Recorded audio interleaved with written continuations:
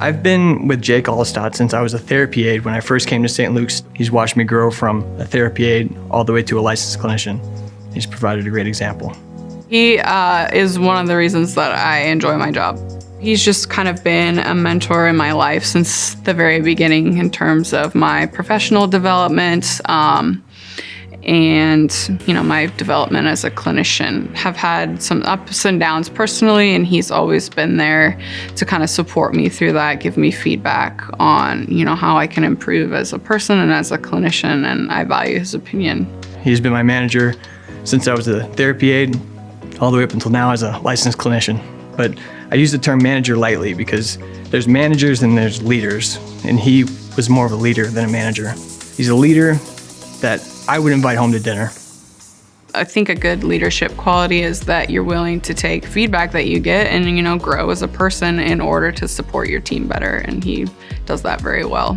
Especially over the past year, he's made a very big improvement and a very conscious effort in order to try and meet those needs or respond to the feedback that he kind of gets in those caregiver surveys in terms of listening and people feeling heard and things like that.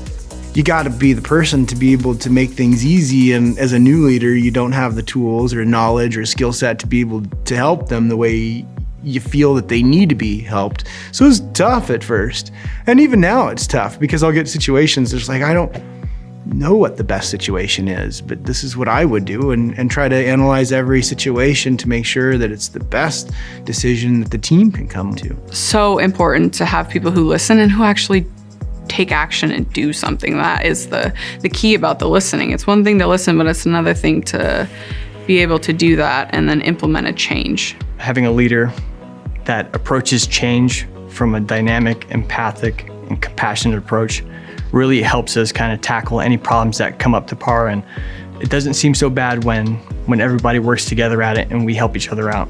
And when you want to work for somebody, you really don't really go to work. You go to do your profession, and it doesn't feel like work because you love what you do and you love the people you work with.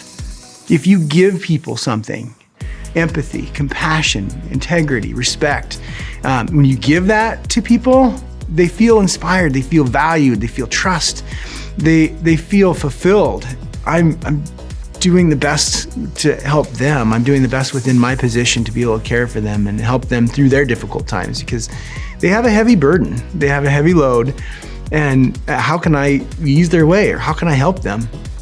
They need to know that I'm there for them, regardless of whatever happens.